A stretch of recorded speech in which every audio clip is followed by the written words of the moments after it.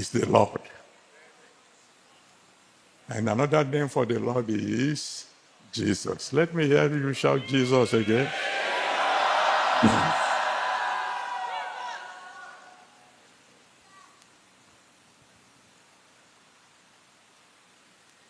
I am about to tell you a story or two.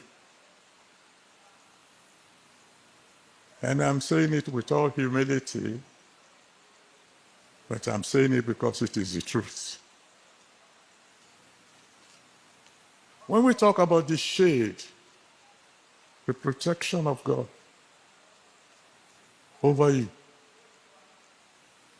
it might be something completely unseen, but it's there. There is that shade over the Redeemed Christian Church of God. You know, I never preach church. I never preach denomination. But there's something peculiar about the Redeemed Christian Church of God. I'll give you just two illustrations, just two. A couple of years ago, a hurricane was approaching a particular city in America. And they told the people to evacuate, run away from the town because the hurricane that was coming was very fierce. One of my children there phoned me, "Daddy, this is what is happening here. Oh. We are your children. We are many here. They asked us to run, but even the highway is already jammed. Help us." So I turned to the one who made heaven and earth. I said, "Turn the hurricane away." The hurricane came, was already very close to land, but it turned, went up the country, and then diverted back to the sea. You may say, "Oh, are we sure that happened?" No. That's just part of the story. That's not really the one. But it was so close to land that it brought heavy rain. The rain it was pushing, flooded a huge part of the city. A couple of years later, I was visiting that city. And they took me to a place, a particular street. And on that particular street, there were 15 houses side by side. And they said, "Daddy, when that rain came, produced a huge flood. The first house was flooded. Second flooded, third flooded, fifth flooded, sixth flooded, seventh flooded. And then ninth flooded, 10th flooded, all to 15 flooded. But there was a house number 8. The flood did not enter. And there's only one thing that makes that house different from others. There is a sign put on the wall of the house. House Fellowship of the Redeemed Christian Church of God holds here. Oh, you say that is in America. Are we sure you are telling the truth? A couple of weeks ago, here in Nigeria, it made national news. A tanker jumped the bridge, landed in Otedola Estate. burnt the house, jumped to the third house, and burnt the third house. There was a house, there is a house, in between house number 1 and house number 3. Not a touch of fire. There is a bus parked at the back of that house. No touch of fire. There is a small garden by that second house. No touch of fire. That second house is a building of the Redeemed Christian Church of God.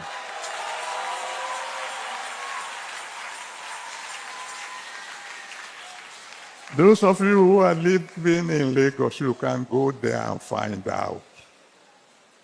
You see there. What happened? That house 1 got burnt. House 3 got burnt. House 2 was spared. Because there's something called the shadow of the Almighty.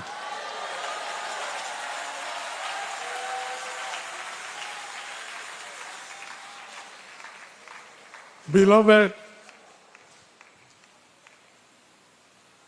there is somebody called the Most High. He has a secret place. There's someone called the Almighty. He has a shadow. He's inviting you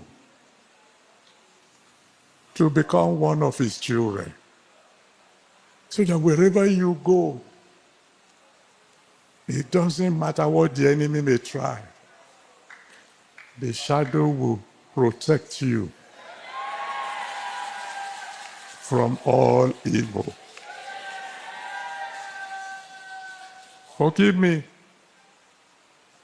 I believe God wants me to tell you just one more story. Years ago, when God took us to what is now called Redemption City, we were very few. And in those days, highway robbers used to use that place as their headquarters. One day, they had thrown block and knocked down the tires of a vehicle. And the police were near. When they saw what had happened, they went into ambush. They wanted to wait for those responsible for this thing to come and rob the vehicle. The people in the vehicle had run to redemption camp. We have very few people living there. They are living there. Carpenters and bricklayers. So when the people ran to the camp, the people in the camp decided, we will follow you to go and collect your luggage. And they were coming. They didn't know the police were in hiding. But as the police saw them coming, they thought they were the robbers. They just discovered that as they were getting close to the car, they began to hear fire. And they looked at them and said, where is fire? They continue. Again, fire. And the third time, fire. And then they got there, removed the goods of the people, and they were moving back to the camp. Then the police got up from their hiding. And the commander-in-chief, or whoever led the police, said, what kind of people are you? I told my boys to fire 3 times. And none of them responded. And he asked the policemen why didn't you fire? They said, we pulled the trigger and nothing happened.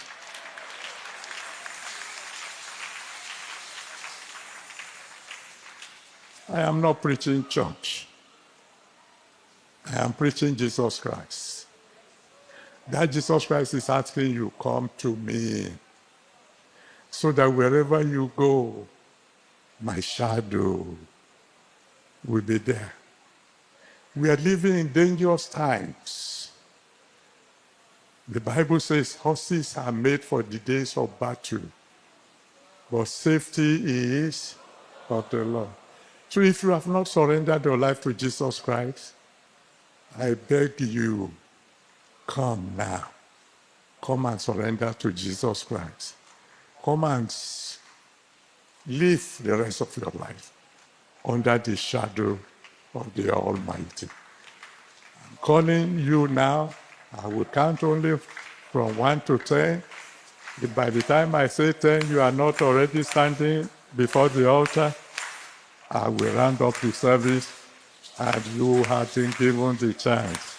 So if you want to surrender your life to Jesus, come now as I count. 1, 2,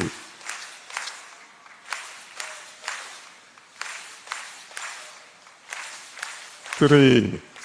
The choice is yours. Only God knows why He brought you here today. Only God knows why you are attending this service. 3.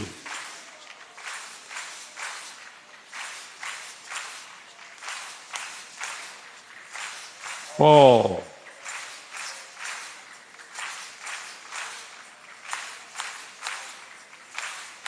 5.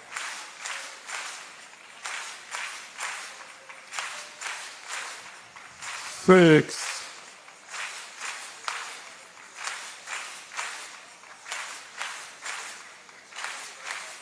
7.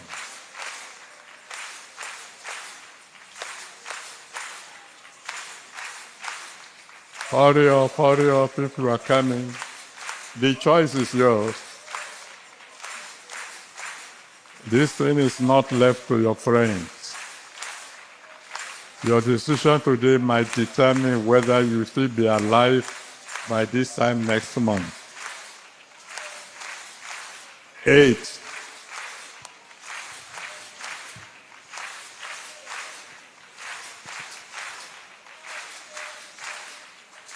9.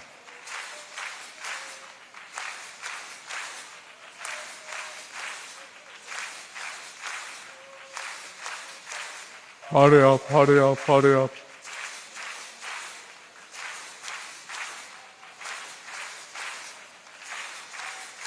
All right. Now, those of you who are already in front, and those of you who are still on the way, better cry to Jesus now and say, I've come to surrender my life to you. I want you to be my Savior. I want you to be my Lord. I want you to be the shadow of the Almighty over me for the rest of my life. I will serve you. For the rest of my life, I will serve you.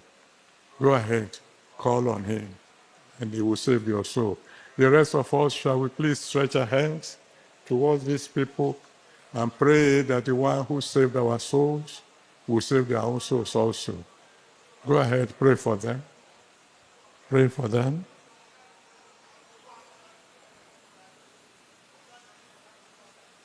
And if anybody still wants to come, you can come. We still have a couple of minutes. Don't say I didn't tell you. Safety is only of the Lord. Thank you, Father.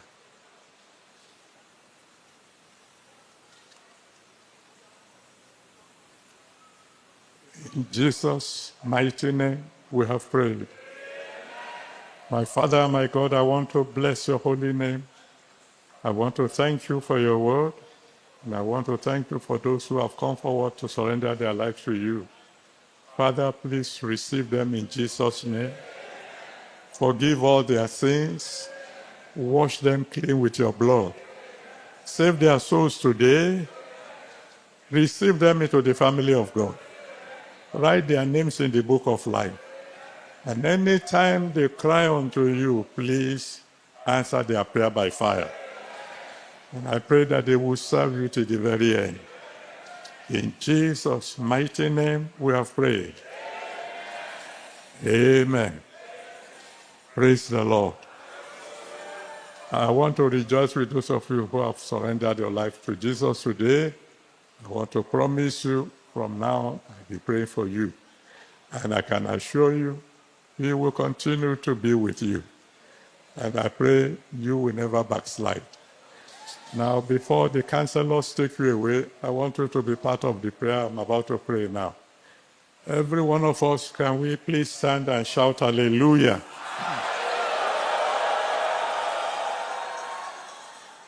My Father and my God, I want to thank you because you know why you chose this topic for today. Only you can tell all the dangers that are waiting. But thank you because we know that as long as we abide under your shadow, only goodness and mercy will follow us. Father, accept our thanks in Jesus' name. I commit all your children here and all over the world where they have listened to this message into your hands. Please, Lord, cover us with your shadow. Protect us from evil, whether by land, by air, or by sea. Wherever we go, cover us with your shadow. In all our homes, my Father and my God, let there be no tragedy. Wherever we go, let us find favor with you. Let us find favor with men. And you have kept us thus far, my Father and my God. All the evils that may still be lurking in the future, keep far away from us. And the grace to rely on you and you alone, Father, give unto us. Help us to serve you to the end. In Jesus' mighty name we have prayed. Amen. Now I want you to cry to God yourself. And I don't need to beg you to pray this prayer. You pray it if you want to. But if you are relying on anything other than the shadow of the Almighty God for protection, you are wasting your time. As the elders, they tell you charms can go watery. Protection of any form other than God can fail you at any time. You don't believe me? Ask Goliath. At the crucial moment, the devil failed him. Open your mouth and cry to God. And say, Father, abide with me. Wherever I go, keep me under your shadow. Go ahead, cry unto the Almighty God.